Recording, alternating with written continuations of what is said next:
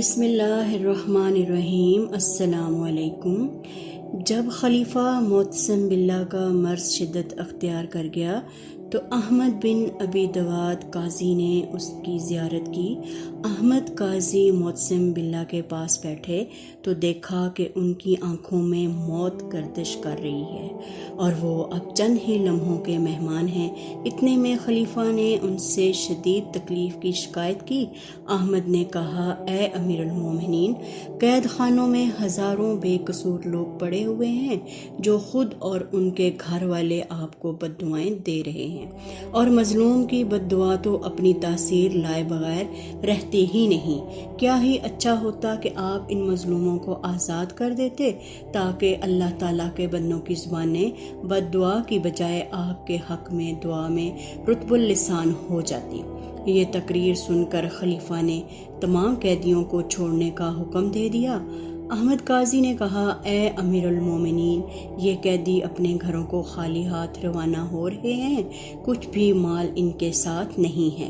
اچھا ہوتا کہ آپ ان کے اموال واپس کر دینے کا بھی حکم فرما دیتے اور کچھ عطیات بھی عنایت فرماتے۔ خلیفہ پر احمد قاضی کی بات کا خاطر خواہ اثر ہوا اور اس نے فوری قیدیوں کے اموال واپس کرنے اور انہیں عطیات سے نوازنے کا حکم صادر کر دیا۔ قسطنطنیہ مسلمانوں کی سلطنت عثمانیہ کا دارالحکومت آج کا استنبول ہے، جہاں عدالت لگی ہوئی ہے۔ قاضی شمس الدین موحد حمزہ عدالت کی کرسی پر براجمان ہیں۔ مقدمہ پیش ہوا۔ قاضی نے گواہان کی فہرست دیکھی، اس کے اندر حاکم وقت سلطان باجزید کا نام بھی شامل ہے۔ سامنے دیکھا تو وہ گواہوں کے کٹہرے میں کھڑا ہے۔ اچانک قاضی نے فیصلہ سنایا۔ سلطان باجزید کی گواہی کو مسترد کیا جاتا ہے کیونکہ گواہ قابل اعتبار نہیں۔ عدالت میں سناٹا چھا گیا۔ حاکم وقت کی گواہی ناقابل قبول۔ لوگ حیران و ششدر رہ گئے۔ سلطان باجزید نے آگے بڑھ کر قاضی کو مخاطب کیا، کیا میں پوچھ سکتا ہوں کہ مجھے گواہی کے قابل کیوں نہیں سمجھا گیا ہے؟ قاضی نے حاکم کی حیثیت اور ہیبت کو نظر انداز کرتے ہوئے ان کی آنکھوں میں آنکھیں ڈال کر جواب دیا، گواہ با جماعت نماز ادا نہیں کرتا، اس لیے اس کی گواہی ناقابل قبول ہے۔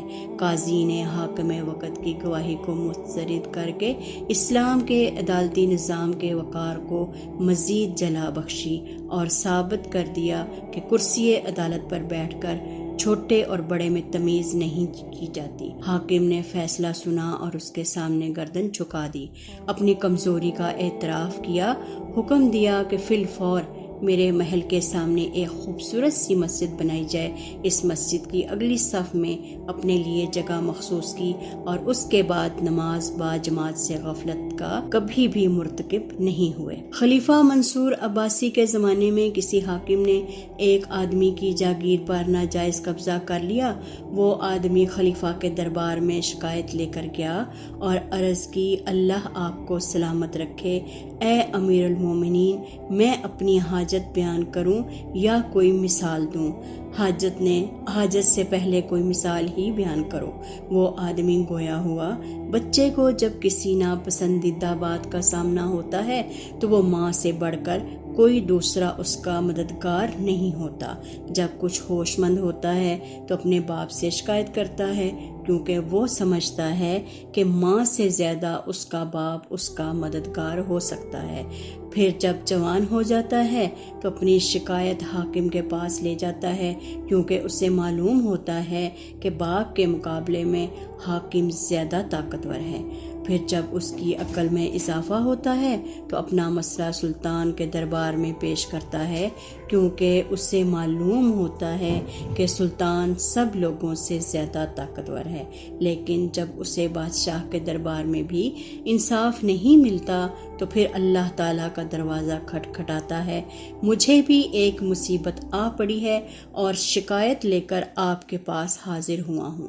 مجھے معلوم ہے کہ آپ سے زیادہ طاقتور اس روئے زمین پر کوئی نہیں۔ اگر آپ نے میرے ساتھ انصاف کر دیا تو ٹھیک، ورنہ میں بھی انصاف کے لیے اللہ تعالیٰ کا دروازہ کھٹکھٹاؤں گا۔ خلیفہ منصور نے کہا، ہم تمہارے ساتھ انصاف اس نے بتایا کہ آپ کے فلاں حاکم نے میری زمین پر ناجائز قبضہ کر لیا ہے۔ خلیفہ نے اپنے حاکم کو جاگیر واپس کرنے کا حکم دیا اور اس کو لکھا کہ اس آدمی کے لیے اسباب راحت مہیا کرو اور اس کی معیشت کو تشفی بخش بناؤ۔